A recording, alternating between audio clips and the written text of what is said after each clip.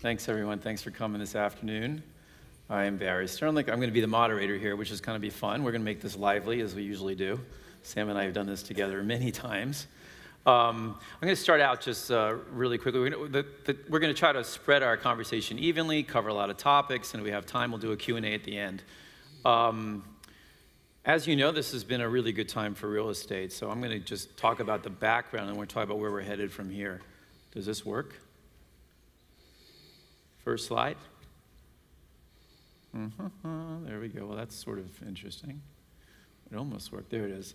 So this is a slide of interest rates, and the red dots are real interest rates, and the blue bars are nominal rates. And you can see that on this slide, probably 80% of the sovereign wealth debt in the world is negative. It has negative rates. So the question for investors, for us and what we do, we're about a $56 billion asset manager today, is this, what does this mean and what is going to happen? And as we have a new fiscal policy in the United States, potentially, with a lot of stimulants coming, presumably, some will make it through. And then what happens in Europe and the rest of the world. Also, it's interesting that Brazil, as you'll see, has the highest real interest rates in the world. And inflation's falling rapidly. And as they do that, they've been able to lower interest rates, and the currency has held because of these high interest rates. It's still an attractive currency. So that's an outlier. Sam will talk about Brazil a little bit when we get there. And what this has led to is we are the prettiest girl at the dance. We are the best performing asset class of all the major asset classes.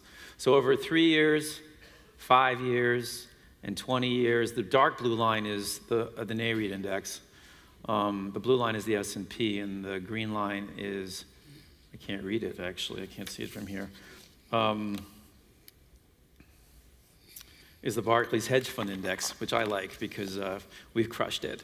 And I have a lot of my friends in the room probably who are hedge fund managers, but it's been a really tough time for them, and I think structurally their business has changed. And we are a yield alternative. At the end of the day, real estate produces yield.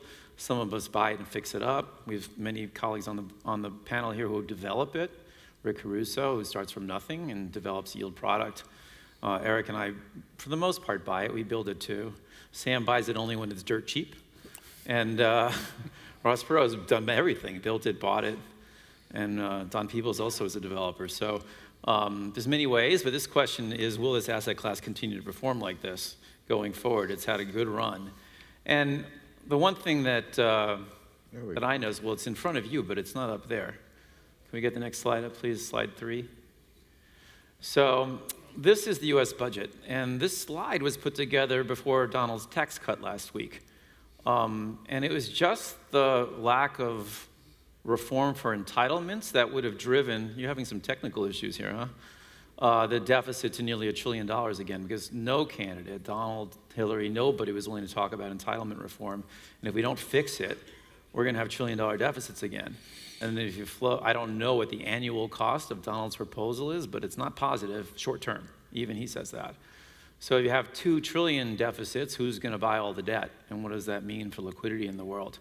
And then you throw overlay on that political discussions like China's a currency manipulator, or a trade war, or selective trade wars.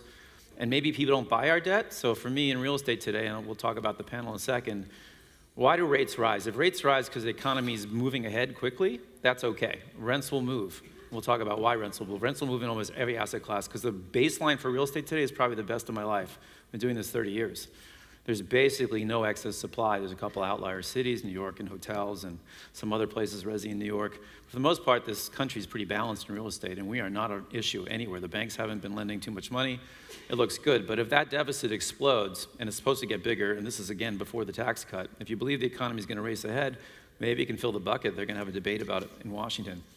But if rates rise because there's just too much supply, because we're running a $2 trillion deficit, that means maybe we don't have economic growth. And that's probably bad, right, for real estate. There's no rental pressure, there's no wage growth. And the rates rise because there's a buyer's strike, because the Saudis and the Chinese are angry at us, because we've done some political maneuvering. That wouldn't be good for property either. So why has this been such a good period for us? This is if you look in where the red line and all those other colors converge, that's 07, 08, where really good assets traded below the cost of debt. That's actually the 10-year treasury, the red line. And those are the yields on all the different asset classes. But what's interesting about this slide is that actually you have to add the spread to the Treasury. So you had negative leverage. Your cost of debt was higher than your yield on your property back in 07, 08. That was a different time. This is the United States only. You used to go to Japan to see these kinds of spreads between property yields and the cost of debt. And today the 10-year is lower than it was in January 1st of 2016. So that's before Trump ever raised his head. And that's amazing to me. And I'm not sure what's going on other than large short squeezes, but you would expect some of what's going to come in 5 different fiscal stimuluses to move rates. That means it's still okay to invest today, but you have to have a view on interest rates. And this is a diagram of that. We're around the long-term average, so nothing's really changed. This is a really positive thing for real estate because if we get the base case scenario of inflation coming back because the economy's picking up, replacement cost goes up, and rents will have to rise further, and there'll be economic growth and wage growth in order to justify new supply. So I still like our asset class. You know, I used to say when I've been here a couple of years, I don't think I was here last year, this is the best time in my career in this sector, and our returns show it. And that's the why. So that's real estate supply. That's all assets. And those are forecasts, but you can see that we're not building that much. And for whatever reason, we have not really built that much. So the markets are in relative equilibrium. So I'm going to sit down, and we're going to ask the panels a bunch of questions and see if they agree or disagree on everything I just said. And I'll find my notes. Okay, so good. Let's start with Eric. So I didn't introduce everybody. I should have done that. Eric is with PGIM. They own $40 billion of assets in the United States. It's the domestic arm of Prudential Insurance that's been renamed, which confused me. And they're an asset player all over the world. So, and everybody should ask each other questions. I want to make this as informal as possible. But talk about capital flows and what you're seeing in the business today and where you see the opportunities. Yeah, sure. Well, I'd start by saying that capital flows, when you really think about cross-border capital flows, they've been higher than they've ever been ever since the global financial crisis. With what you just described in terms of the interest rate environment, real estate got very attractive for a lot of investors, and you had the usual suspects that were international investors pre-crisis come back in pretty quickly, and a lot of what we call hot money that look to play counter-cyclical markets, but a lot of players we'd never seen before. Fixed income shops, some of the private equity shops that we hadn't seen prior to the crisis came in. We even had cash boxes getting listed in places like Spain.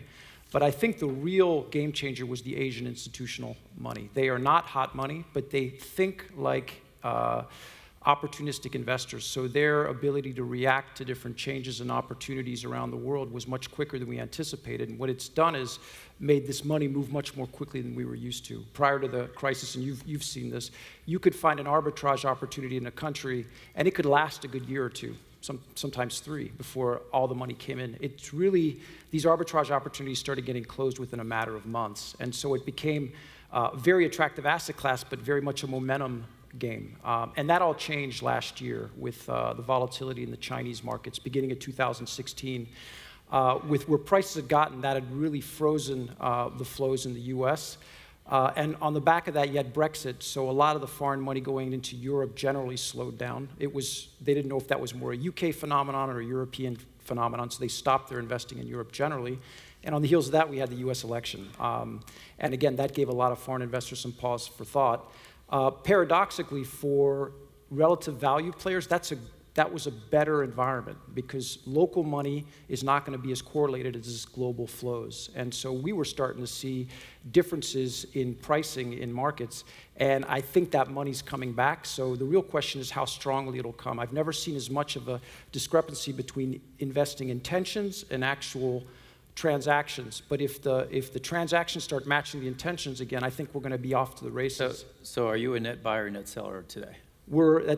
It's schizophrenic. We're both. So there are a couple markets. So I think transaction volume in Europe was down like 40% in the first quarter because everybody was waiting to see the French elections. And this chart is the first quarter capital flows. And you can see from China, despite the capital regulations, they were able to get some money they had offshore, almost $5 billion of capital. It's the single most important market in the United States. It's the second orange dot on the top there. And you can also see the relative lack of importance of some of the other countries. Australia, very big into the US too, and so the funds. Are you seeing pricing flat or back flat or what? What are you seeing in yields? It's flat. It's flat because, again, there was such a, there's still money coming in, but not as much as there was before the beginning of last year. And so prices seem to be flattening out. Supply and demand, as you said, is very attractive. So people are betting on rents, their ability to go and up. what do you think the foreign bid is versus the domestic bid? Is it 100 basis points wide, or is it 50 basis, or is it right on top of it? Is there a second, are they outlier bids in your book today? Or? Yeah. They are. Yeah, especially global gateway core. You have a lot of the, particularly Asian money is still quite aggressive because they play a long game. Is it Korea or China or Japan? If I had to pick one of the three right now, it's more China. Korea's been more consistent throughout this cycle, and Japan is the one to watch. Sam, you wanted to talk a little about capital flows. What are you seeing? Because you have these guys as clients. I do too, but I'll let you talk. I just look at the markets and I look at the supply-demand equation, and I don't see the demand. The demand to fill office I'm buildings? talking about real estate capital.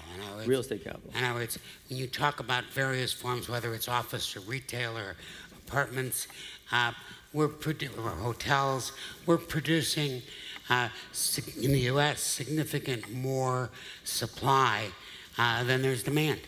And I think we're, from a real estate point of view, not in a particularly attractive market. The U.S.? Yes. So then I have to ask you what you like in real estate, since it's a real estate panel. Well, I mean, we made a... You're not allowed to talk about... Oh, he's got a new book coming out. I have to tell you about his book. It's called... he likes his book. Am I Being Too Subtle is the name of his book. And it's coming out next week, so if you're around in a week, he'll autograph your book. But hopefully demand there is much better. It's very strong. Nobody's ever accused you of being very subtle. But anyway, so go on. What do you like? I just think that the overall real estate market is benign. I think the odds are that the performance is going to be less rather than more. Apartments, we're building more multifamily than we ever have before. We're building a lot of hotel rooms. We're building a lot of office buildings that I don't know where the demand is going to come from. And, we've been through, as the first chart showed, a wonderful cycle. I think a historic cycle. I think the real estate cycle is coming to an end. And I think that the oversupply of capital is much more capable of turning on a dime than most people expect. So do you think, is that based on your forecast for interest rates also? What do you think the 10 years 2.32 today? Where do you think it'll be in 12 months? Higher. I mean, the answer is... 233? Yeah, I mean, the answer is that, there are so many different factors that, inflation, demand for capital, the Fed has got, what, 3 trillion or 5 trillion, yeah. And they're going to, over the next supposedly 12 to 24 months, they're going to sell that to who? The Mexicans. That's the same issue of the dollar. In other words, how strong is the dollar? And, if you didn't have all of the risks worldwide, the dollar would be a great short. But I think it still represents safety, and that's holding it in place. Somebody up here has to. I disagree. Right, there you go. I disagree. Okay, Don's a great developer, and he's building almost a $500 million project right now in Tribeca. And now go ahead and disagree. and obviously, look, I think that in some markets, the markets that were struggling and were hit the hardest, there's a constrained demand. But in terms of global markets, New York City is the best real estate market in the country. There's a demand. You're talking long term. I'm talking long. Not next 12 months. And I believe also on the short-term basis. I think New York, for example, is a safe haven, a global piggy bank for protecting assets by using New York City real estate. So it's not Miami? Well, I was kind of hoping it's Miami. I just moved there. Well, nice thing, look, if Trump gets through his tax break, Miami's then the place to be. Miami will be the place to be. Yeah. And I think that Miami is another city that is catching its breath right now, but there's still demand there. Now is the time. We're a net buyer in New York City. We think now that the market's getting a little gun shy, that land prices have gone down. We are seeing a slower velocity in terms of residential sales in Manhattan. And prices are down, and rental prices are down. Rental prices are down because at a certain point, rents were hovering around $100 a foot and for luxury product, and the economics, those compete with the cost of buying, and so people have been pushed into buying. So I think that we're seeing, the market kind of catch its balance, but product is still selling in New York. You can ask Howard Lorber. I saw him here somewhere. Douglas Elliman's having one of his best years. So I think that, in places like Washington, D.C., real estate market on the residential side is doing well. I think the challenge is going to be retail. I think that's where we're going to see some That's challenges. a good segue to our next I was gonna say, investment. wow. That's perfect layup. Thank you for that. You're welcome. We have Rick Caruso, whose Pacific Grove development here has been compared to retail Disneyland. And he has 3 major developments that I know of under construction. Right. And we'll talk about, and then we're going to get to Ross Perot Jr. over here because he's building the warehouses for Amazon that are destroying your malls. So let's. So let me give. I try to get a little excitement here. Let me give you my view. I can give you my view about my world. I don't deal on a global basis. I find it fascinating to study it and hear about it. That's I why he looks like that. He doesn't travel like the rest of us. But I'm sort of old school, and I believe that real estate is very much a local game, especially when you're dealing with retail. Because if you're going to be in retail, you need to understand who your customer is. That's always been the premise of it. You need to understand what their expectations are, and then you need to exceed it. I said in the back room, which shocked my fellow panel members, I think Amazon e-commerce is the best thing that's happened to brick and mortar. And let me tell you why. We run at 100% in our portfolio. Our portfolio last year in terms of growth grew at 8%. One of the biggest back orders that we can't fill is space. And the e-commerce providers are demanding to get into brick and mortar, including Amazon. But what I like about it, and there's a path to great brick and mortar, you're not going to save bad retail. I don't think you're going to save indoor malls. 4 years ago, I gave a speech at NRF, and I said the malls are going to die unless they're massively reinvented. I still believe that. And all the papers now are reporting on that, and the capital markets are reflecting that. But is there a path for them to flourish? Yes. Good brick and mortar is going to flourish, and it has. Our portfolio has. Retailers, because of e-commerce, are going to get smarter, and it's data-driven. So we spend an enormous amount of time on intercept studies.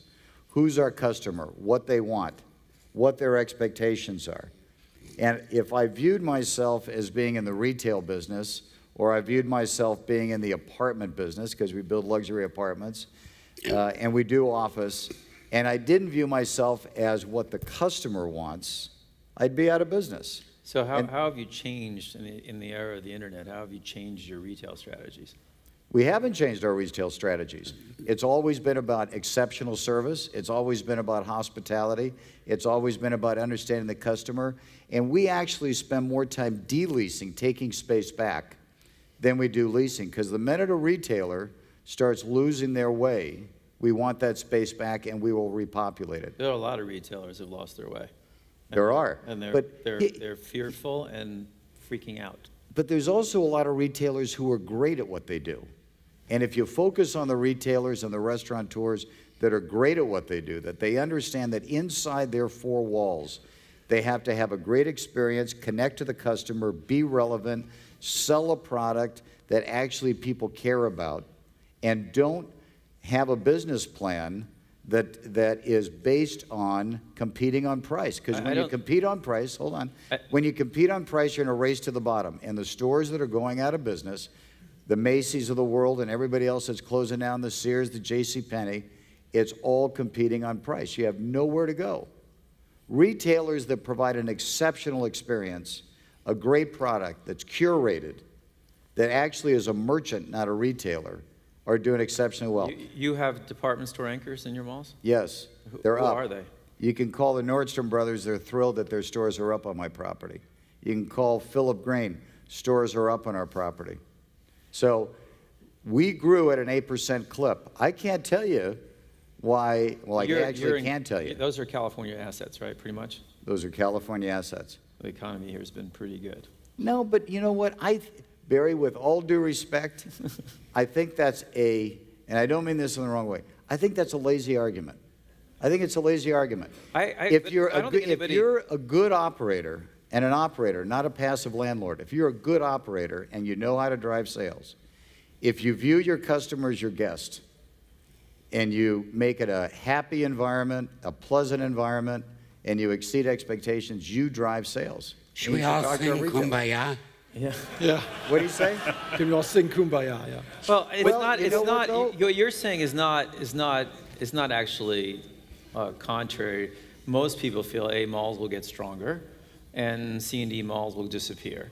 And then the B and A malls will get better because the C and D malls went away and those stores will consolidate. And we're going to lose 100 million square feet of retail space in the United States for sure. That's still not going to save the in Dallas, where we own Willow Bend Mall, 2 of the 5 malls are closing. That's right. So, and we're doing what he's doing. What he It's not limited to Dallas. No, it's the whole country. And we own a mall in Lincoln, Nebraska. I mean, we're not, we're the only game in town, but that doesn't help us too much. What is your view as an investor towards retail? Are you fearful? Are you buying it or not? Yeah, we've been net sellers because of the pricing, right? Right. It is a confusing time in retail, and I agree. There are some fortress real estate. Yeah, some fortress real estate, but the general trend is there's too much of it out there, and the U.S. is probably the most extreme. But just example. so you know, I don't have fortress real estate. At the Grove, we do $2,200 a foot. I have the Beverly Center 3/4 of a mile away from me. I have Century City 3 miles away from me, and I'm surrounded by retail stores. That's not so. Why are we doing $2,200 a foot and the average mall's doing $400? It's the same product I'm selling. Well, the bottom line is, generally speaking, fortress. they're not all like you. Again, and with all due respect, what percent of people that are doing well in retail and in brick and mortar or luxury residential are providing an exceptional service. That's what people want today. Well, it's high end though, isn't it? I mean, what percent of your center is entertainment focused? Would you say restaurants, theaters, everything else? Is it 10 or 30 or 50? It's probably 10 to 15%. So it is inline stores. What I will say, the one place where we're still buyers is Center City, right? Good high Center street City retail. Retail, yeah. And it's mainly because we feel good about if you price it right. Over time, you can find repositioning opportunities. All right, I want to get to Mr. Perot over here. So if people don't know, he's one of the most incredible developers in the United States, and he built a little airport on an 18,000 acre site called Alliance, and then he built all the intermodal transportation systems around it, and then he created a city basically that employs 50,000 people. I said 47,500 out there to him, and he said no, it's 50,000. So the Wikipedia was wrong by 2,500, and he's not finished. But what he wanted to talk about was technology's impact on real estate and what he sees coming, and how it'll affect everything in property. And I'm going to give it to you on that. And he does a lot of work for Amazon. Built 10 1 million square foot distribution centers and has 8 under construction. I mean, we're mainly industrial developers across the United States and in Europe. And as I was talking to Barry, the industrial market would be a fine business right now, but with the I-fulfillment boom, it really has become a very strong business. We have 8 Amazon buildings in production right now. We're negotiating another 8 or 9. And with Amazon, you're always working deals. You're always trying to find land. And there's a big group of us that compete for the Amazon business. So the key is who has the land. And then you get closer and closer to your client. You find out where they want to go. But then, the Amazon boom is stunning to watch, and how they're changing, basically retail in the United States. But now Walmart, we're doing work for Walmart because they want to catch up. All the major retailers need an I-fulfillment presence. And so it's the industrial community that's helping them get up to speed to compete with an Amazon. And then you have UPS and FedEx. And so we help both UPS and FedEx build their I-fulfillment facilities. So it really has been a huge energizing movement. How does a little guy compete against Amazon Industrial? I mean, they're going to build, how big is your average Amazon center? 1 million square feet. Right, so if you're like, I don't know, Kate Spade, you're not going to build. Why don't you just Well, give up? We did and a let million Amazon square distribute feet for you? Kohl's. Yeah. You know, we do multiple million square feet But in for, a city like for Walmart, Dallas, for how many sure. fulfillment centers will Amazon need? Well, we've done 2 million at Alliance, 2 million at DFW Airport, and that's what we did, and the other developers did a couple more, another There's couple like million. 10 centers serving So all Dallas. serving a population center of 7.5 million. And talk about your helicopter. And so then we announced last week with Uber is the new Uber Elevate, and we're developing the first the vertiports for Uber in Dallas-Fort Worth. The second city is Dubai, and Uber convened all the manufacturers, the FAA, which I was amazed how far the FAA is going with drones and passenger service and package service with drones. Then the work that NASA's doing, developing the airspace and the modeling for the drone business. And I've been a pilot for a long time, so it's hard for me to understand drones and airspace, but after being with them last week, it really is a viable concept. And so they're developing a vehicle that'll be electric powered, it'll be quiet, and you'll have these series of vertiports around the major cities that'll be linked in with the Uber app. And so we'll be pioneering that over the next 3 or 4 years in Dallas-Fort Worth. So you think in 5 years, let's assume Amazon stays in business, which I think is a safe assumption. You're going to order your paper towels, and they're going to deliver it to some station with a drone. And the guy who gets hurt is UPS and FedEx because they have all these centers. I think and drivers. After local spending time drivers. with the Uber team last week, what Uber envisions is the drone lands on top of the Uber car, then the driver delivers it to the house. So Uber does the last mile. Because it's still, to me, again, I'm old, and a pilot, it's hard for me to imagine drones delivering to every home. I mean, you're going to have packages dropped in pools, dogs are going to eat. I mean, there are a lot of problems with that. But I do think, you know, the drone on top of an Uber with a human delivering to the front door is at least a valid first step in automatic delivery. I think in Texas they'll use them as clay shooting targets. I think They'll stand outside and knock them out. There have been rumors that, Barry. So I think a few drones Come on, how are they going to stop people from shooting them? Shot down. They're going to shoot them down. I know that. I would shoot them down. It'd be fun. That's crazy. But I don't understand. I mean, for real estate, logistics has been probably one of the strongest, if not the strongest asset class. And it's followed, in my opinion, interest rates, right? Like all real estate, because cap rates crashed the institutions, the foreigners, really have focused on that as an asset class to own, because it's sort of a portfolio of credits and corporate bonds. It is. These are long-term credits, but also huge demand. I mean, the buildings are being built and the buildings are filling up around the country. People may not know the vacancy rate in LA in industrial is like 1%. So there is no stronger market, I think, in the whole globe than the And we've been developing here market. for 20 years. I mean, it's a phenomenal market. You buy Air Force bases. Well, we reconverted the Norton Air Force Base, Right. and that was a great program for the Air Force. Now we're at March Air Force Base, redeveloping March. And so we work a lot of these public-private ventures in order to find enough land to do these big logistics projects. And it's business as usual for you in this climate. We don't see anything slowing it down. Now, we've had a great run. The country's had a great run, so you're cautious. But as long as the demand is there, we'll continue to build and take care of our client base. But on technology, the drones are fun to talk about. The driverless truck, that's real, and that'll have a big impact on our business. We're trying to figure out what happens to the distribution patterns in the United States when you have the driverless truck. And the driverless car. What? And the driverless car. And the driverless Because cars. the driverless car, we're spending a lot of time working with technology partners because we're going to get a lot of good real estate back. You won't need as much parking. Right. It's one of the And worst. so you're going to get investments in real estate back with zero basis. It's going to change the pattern of how people live, how people shop, how people go and dine on the driverless car, which I think is one of the most exciting changes for the real estate industry that's going to come down the path in 10 or 15 years. Yep, and Eric Schmidt, I was at a thing with him last night, and he said it's a year away. It's not 10 years, 5 years, it's a year away. And they can't do it in California because they won't let you do it, but they'll do it in Arizona. They're starting. But it will happen, though, eventually. But eventually. Yeah. He was funny. He made he said it was analogous to like everyone's driving around in horses and then a car shows up. And then California would outlaw the car because it's going to kill all the horses. So, and that's what the driverless car would be. And I've seen this car, and I've sat in it, and it's better than we are. It drives better than we do because it can see in all directions. You can't. Humans see one way. If there's a lady crossing the street, your eye goes there, and there's a boy coming across on a bike, you can't see him. So it's ever learning, as you know. So let's talk about the U.S. economy for a second. Let's get away from what is your outlook? Because we're all investors in one way or another. We'll stick in the U.S. right now, and then we're going to go to Europe and Brazil for Sam, all of Latin America. But what is your outlook for the U.S. economy? I mean, what do you think GDP growth is going to be? And I'd like to know where your take is on where interest rates you think will be and if it matters. And let's take 12 months and 5 years. Or 3 years. Nobody can do 5 years. Not with Donald Trump in the presidency. Yeah, Actually, we can't even do a week. we think 12 months is more the same, and this first quarter is indicative of that. Slow first quarter, it's going to be, it's just a steady pathetic grind. First quarter, not just slow. It was pathetic. It was the yeah, worst but in 3 years.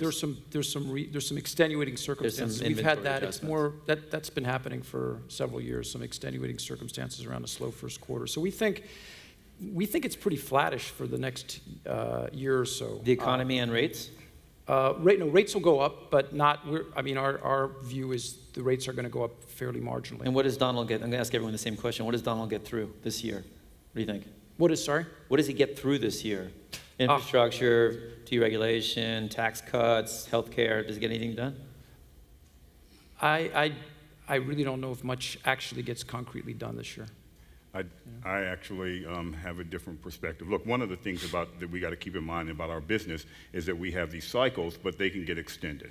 And so, Reagan propelled a rebound of our industry in '81 with tax reform. He used tax policy to jumpstart the real estate industry. Sadly, 9/11 and then the economic stimulus that followed it extended our run in the real estate industry again. I believe that Donald Trump and the Republican Congress will ultimately pass reductions in tax rates. I believe that this year.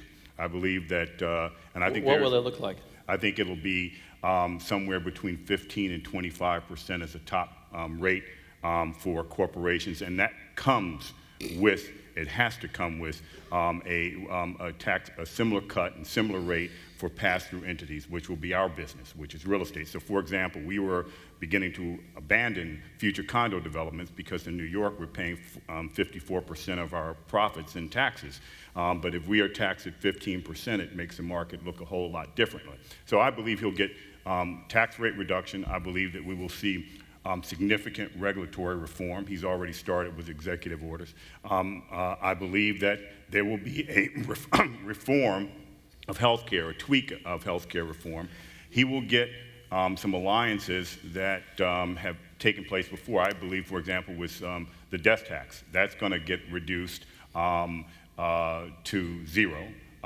The Congressional Black Caucus, which is now 50 African-American members of Congress, voted with George W. Bush and left the Democratic caucus to eliminate the estate tax because they feel that that's one of the ways African Americans can advance economically is to pass on generational wealth. So I believe he's going to get those things through.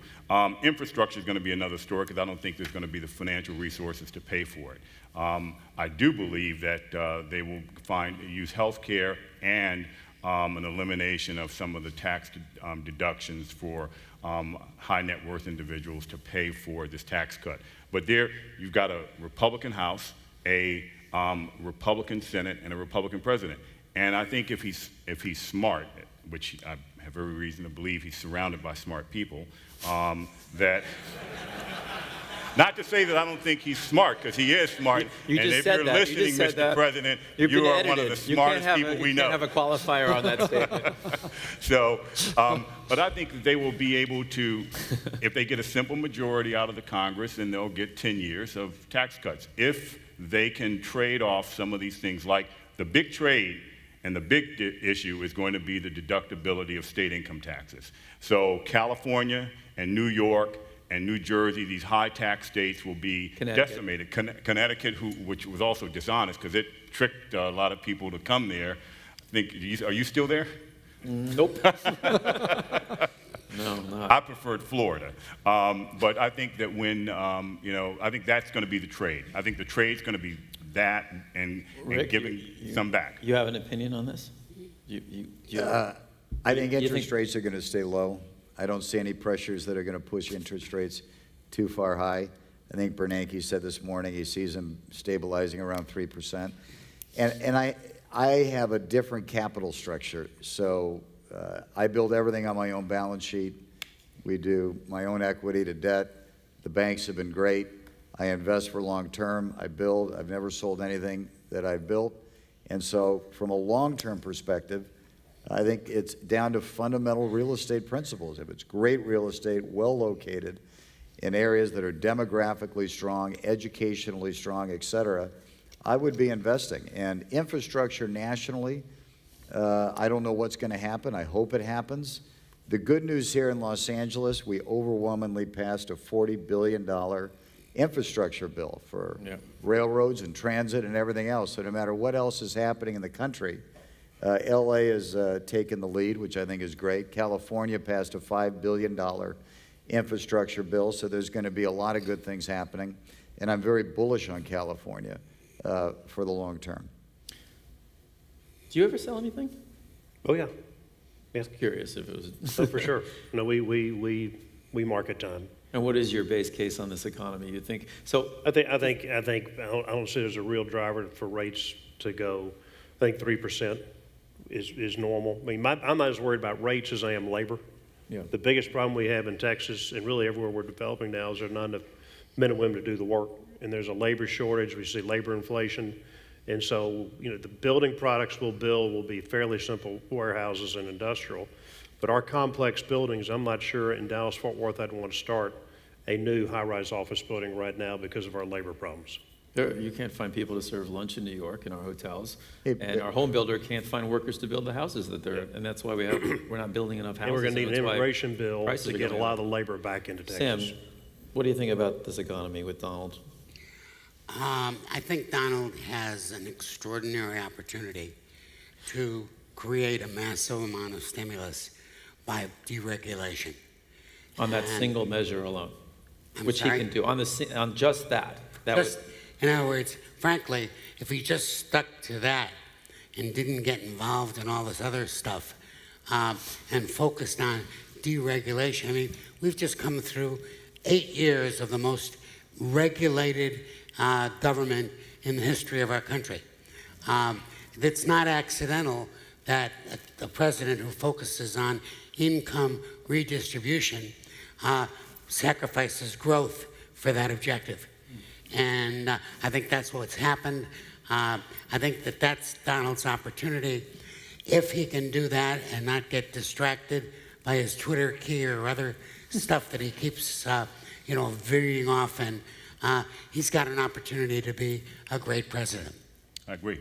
I think he's got an opportunity to be transformative because with Obama, who I was a big supporter of, the challenge was that the country was at its knees. And so the constraints put on our free market system were paralyzing. If we look at our industry, because we're focused on real estate, you look at the capital structure and the constraints placed on the financial institutions to make good business decisions. They were very difficult. And in fact, that's choked off demand for residential housing, condos, single-family homes. The biggest challenge is buyers being able to qualify for mortgages or to come up with a 25% down payment because, again, the regulatory environment. So it's not all that. I mean, kids have $1.4 trillion of student debt, right? They had 400 or 500 when Obama came into office. So somehow we levered up the kids who were the first-time buyers. And they don't have the money for it, even though they can qualify for an FHA loan and get 97% financing even today. So that credit thing I don't buy. We've started and just left the 8th largest home builder in the United States. We started from scratch. And the issue is labor and cost of labor. And then the markets, the housing complex, because we have a public company that rents homes, and we own a ton of apartments, that's just Sam and most of you guys. I mean, this is the best resi complex I've ever seen. It's unbelievable. And it should stay as a baseline bedrock for a growing economy going forward, especially if income shows up. So let's talk about international for a second, Sam. I mean, do you operate outside the U.S. too? Poland and Germany. Okay. Okay, we'll start with Sam because we can talk about Latin America, China. Would you invest in China today? We we previously invested in China until our partners stopped speaking English. The answer is, you know, there are no... You're not being too subtle at the moment. Barry, there are no investment opportunities where capital is not short. Yeah. When China was short capital, there were great opportunities in China. China is not short capital. And consequently, I think that there's limited opportunity. At the same time, we've been in Brazil, out of Brazil. We're now going back into Brazil. I think that, you know, it has all of the characteristics. Are you in Argentina? Never, no. We've been in Argentina years ago. But Argentina is a criminal enterprise, for lack of a better word. I mean, it is the best performing stock market in the world 2 years in a row now. Well, I mean, you look at what goes on there. You know, for 10 years, nobody paid their electricity bills. Nobody paid their telephone bills. You know, you've had Peronist philosophies that have taken what in 1920 was the 5th largest economy in the world and turned it into, you know, Zimbabwe that speaks Spanish. Okay, what about Colombia and Mexico? Do you like Mexico here? We have a lot of stuff in Mexico. You do, I know you do. I think Trump is doing Mexico an enormous favor. I think Mexico is going to come out of this current period dramatically stronger than it has been in the past. Why is that? I talked to my people and our partners in Mexico, and I thought they were going to be very depressed. Instead, their attitude is, you know, he's forcing us to figure out where our markets, other than the U.S., ought to be. And they have a lot of markets to export to and a lot of markets to import from. I mean, just in the last, you know, Mexico is the largest buyer of U.S. milk, $1.6 billion a year of milk. Guess what? There's excess milk in New Zealand. They can buy it from New Zealand. So I think Mexico is in a great position, and I think it's going to, the fact that the peso is down is an enormous opportunity. What about Poland and Germany? We can move to Europe for a sec. The demand in Poland is good. Germany is okay. And we're in Poland because of labor rate. You can build warehouses and distribution centers in Poland and deliver into Germany. And so it's the labor, the availability, and the Poles are hungry. Yeah. I mean, they really want to build a country, and they've got great ambition. And they're it's the kind of area that when you invest, and they love America, they're very pro-American. And so when you're there and you're building, there's competition, but it's not as near as competitive in Poland, Germany, as we see in the United States. We own some buildings in Krakow and Warsaw, but they're building. They're adding supply in these markets as they, you know, it's not Paris or Berlin. There's too much land and too much stuff they can tear down and rebuild. Eric, what do you think about Europe in general? Because I mean, I think our view is Europe is much stronger than we thought it should be, but these are constrained supply markets. And in the hotel space, they're having the best market probably in the whole world. Yeah, if I look at, when we look across our business globally, that includes LATAM, I very much agree with the comments on Mexico, maybe not as certain how much they can exploit some of the further away markets, but generally very constructive on our Mexico portfolio. But in Europe, continental Europe, supply has been extremely constrained. The economy is doing much better than people would have expected. Impressive. And we've got a sanguine view on the outcome of all these populist elections coming up. Holland's gone well. France, we'll see, cross your fingers. You have to have some humility on outcomes, but it does look unlikely that Le Pen passes. Germany, as always, is very stable, so either outcome is okay in the grand scheme of things. So value-added opportunities across continental Europe, the bigger cities, Germany, France, Paris. And you're active in all the asset classes? All the asset classes, yeah. You hotels? Hotels, not as much. Too bad. For the next cycle. For the next cycle.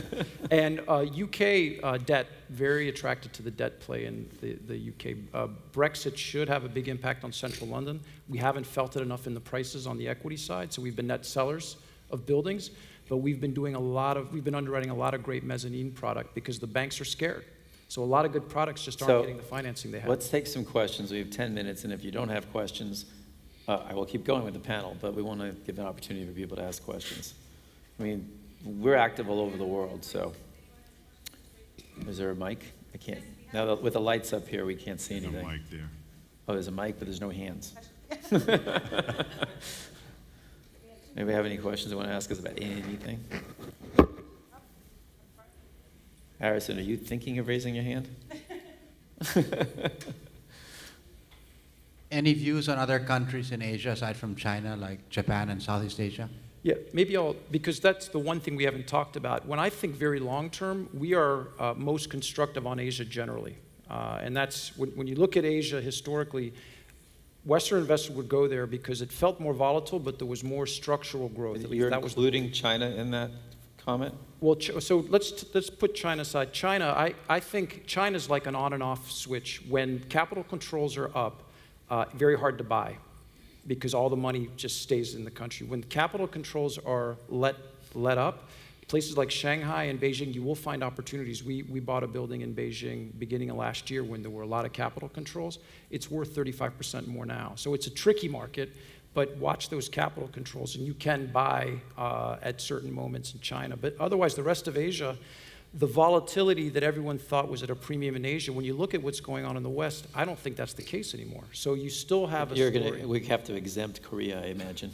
Well, you know what? Right now, one of the best, if you can get cast iron stomach, no question, because there's an asymmetrical risk going on. But why would you take that risk today? I mean, why would you even bother? Well, so let's think about it this way. If the worst happens, what you're thinking about, where exactly do you buy real estate? What do you think is going to happen for a long time after that kind of a conflagration, right? It's a bit of a, you know, if you're really thinking that you could have war out there, I don't think you buy real estate anywhere, right? Till you let that pass. So you've got to keep Actually, I just disagree with that. So I would say that means rates go down, right? And yield is going to be super valuable again. So real estate, the income assets in a place like the States will be a store of value, I would think, in something that deflates what should be a rising economy. But we'll see. I mean, I think London office is the greatest short in the world, followed by Tokyo office. You know, Tokyo is massively overbuilt in the office space because they have zero interest rates. And so they're building in Tokyo. I saw a presentation from a hedge fund. If you could figure out how to short it, you make a lot of money. I can't figure that out yet. I'm trying. And what do you think the best place to invest today is, Eric? My picks are probably Europe. The debt in the UK, value-added opportunities in the better economies of Europe are the best plays. With a little bit of, if ever this shakiness in Mexico could lead to some pricing coming down in the industrial space, we'd be big buyers in Mexico as well. What do you think the best thing to do today with your money and property is? Just invest in Texas. Yeah, I agree. It's a big state. You got a lot of How about opportunities. that? Your governor's really happy. Your fellow Texans are happy. Sam, what are you doing? What do you want to do with money today besides writing a book? We wouldn't invest in Europe, but we think Brazil is very attractive right now. We think Mexico is very attractive right now. Colombia? I'm sorry? Colombia? We have invested in Colombia. We have some significant investments there right now. The problem with Colombia is that it's next door to Venezuela. And I think Venezuela is going to explode. And Colombia will be dramatically impacted. I mean, they talk about, the North Koreans, running into China. The Venezuelans are going to run into Colombia and create massive problems. Okay, we'll skip that one. Barry, there's a gentleman with a question right there. There's a question there? Go ahead, sorry. I'm from Detroit, Michigan. I've been living downtown for 4 years now. Boomtown. It's been a major revival there, and I'm starting to see more and more investors that are not from the Detroit area interested in the market. Just curious if any of you guys have any thoughts and have any interest in Detroit. What a great story that is. One guy's impact on that city has been incredible. Look, I actually spent 5 years as a kid in Detroit, and I've been trying to look at Detroit to make it make economic sense. And one of the challenges Detroit has is a city built for 2 million people.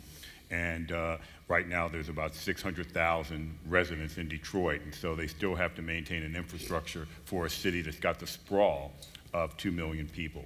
And there's not much job growth. there. In fact, you know, other than what Dan Gilbert has done down there, there's not been enough of a broader investment attraction there. So the fundamentals continue to be challenging. But near University of Detroit and the Arts District, that's been an appealing investment for people who reverse commute. So what's happening out there a bit is people are reverse commuting from the suburbs into Detroit. They live in Detroit and they go out to the suburbs because all of the entertainment is downtown. So I think that's probably why you're living there. But the challenge is, in terms of any massive amount, rents are so low, it's challenging to make economics work. Retail core there is not doing really well either. I don't know about anybody else. Well, I'd just like to take a bigger leap off of that question, because I think I don't understand investing internationally. I like investing locally. I like investing in the United States. I like being here. It's the most stable market in the world. And I'm sure there's reasons why Well, you're you going and I are internationally. developers, and Barry and Yeah, Sam we're are global building financiers. from the ground up. And, But I would tell you, I think there's great opportunities. and developers. Great opportunities and a revival in the old main streets. People nowadays, they want to live, work, congregate, socialize, educate their children with a sense of community. The world is unsafe. There's more anxiety in the world today, particularly in the United States, than ever before. There's a sense of community that people are looking for. So I think the old main streets, the old towns, and I've been around a lot of them in the country, there's a revival coming back, which is fantastic. So it may be a longer-term investment, but I think it will pay off huge. And it will be across the classes, hotel, residential, and retail. Oh, go ahead, sorry. You know, the subject of hotels came up. Rick, I drove by with curiosity at your project up there in Montecito. Can you talk a little bit about what you're doing? Sure. So we're under construction on the old Miramar Hotel. The Miramar was there for about 100 years. It's in Montecito, right south of Santa Barbara, about an hour from here, up the coast. Very tough to get entitled. A lot of barriers to entry, which is good in terms of value creation. It will be the only five-star hotel actually on the beach in Southern California. And like Barry did years ago, he was genius in what he did in terms of the hotel business. We feel that we've got an opportunity to reinvent the model in terms of the levers to pull to drive revenue growth. But what I like about it the most is they're not making another 18 acres on the beach in Southern California. It's the only hotel you'll open your door and you'll step on the sand. How many keys is it? What's that? How many keys is it? 161. Mostly bungalows and then beachfront and a restaurant right on the beach also. So we opened that in June of 2018. Go ahead. Can you talk briefly about SFR and your company, SFR? Oh. And where do you rate number 1, 2, 3 over the next 5 or 10 years different real estate does? What would be your favorite that's for the next 5 or 10 years for return? So SFR is Colony Starwood Homes. We're the third largest player in the single family. We bought the houses and we rent them. And it's turned into a crazy good business. The stock's up 50%. The margins are the same as apartments, 65%. I'm astonished. I had no idea this business would be this good. I didn't even know it was a business. But it worked out great. Our yields are, it's a different renter because it's usually a higher, better credit than an apartment, and it's often a family. And we've basically inhaled all the people who were thrown out of their homes, and they've taken to renting homes. And they don't seem to have any proclivity to want to buy the home. So, same-store sales growth is like 6%. Our apartments are almost 6%. And margins are the same. Leverage is better. You can lever the pisser out of homes if you want to, although we can't in the public company. We argue about that, what leverage level should we run the public company. There are enormous economies of scale. With 30,000 homes and the way we've aggregated them by city, we can run them much better than you can. And they've built amazing technology where they don't even go to the home to rent it. It's all on the keypad, and they send them there, and they put the key, they plug in a code, they go look at the house themselves, and we know exactly how much to pay for the house because we know exactly how long and what it rented for. So, the house next door, so we have amazing data. And I think it's, there's 3 of us now. Blackstone went public. And I think it's a legitimate asset class. American can play the housing market. We get 2 returns. We get, obviously, rental growth and income, and we get HPA, home price appreciation. And total returns levered are very competitive. So it's a very good business, and the stocks have traded pretty well. They traded We trade a little lower than the other guys in multiples, but 17 to 20 times FFO, right alongside the apartments. And some money's come out of apartments as the market's gotten a little toppy. The public companies own very nice real estate, and that's been the toughest place to be. We focused more on B apartments, and that has been our major thing. I just want to close with one question I want to ask everybody, because I'm confused. We've talked about a lot of topics. Are you bearish, bullish, or neutral over the next, most of us invest for 5-year cycles, but the next 5 years? I mean, is anybody bearish? How about that? I mean, on U.S., just U.S. real estate in general. On U.S., I guess. Are we at a top?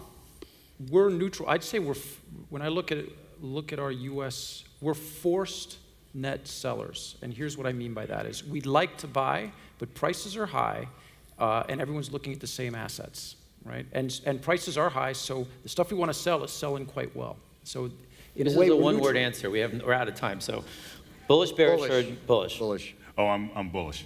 I get that you're a developer. Yeah, You live in Texas, so I don't even have to ask you. always not. I mean, this state is really working. You should.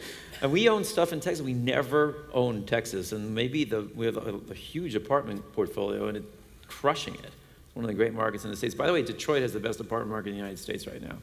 Lowest vacancy rates and highest rental growth. Sam? Neutral. You're neutral. At best. I know you're saying that because Donald's going to rewrite the whole American fiscal policy. I hope you enjoy this. I think I'll sum up by saying, I mean, we think rise in rates will be met by a rise and we hope Donald gets some of his fiscal stimulus done because it will create wage growth. We're at 4.5% unemployment. We get wage growth, retail sales go up, apartment rents go up, jobs are created, and this divide in the economy gets a little less noticeable, and then we can get to the business of creating jobs for America. Thanks for coming today. Thank you.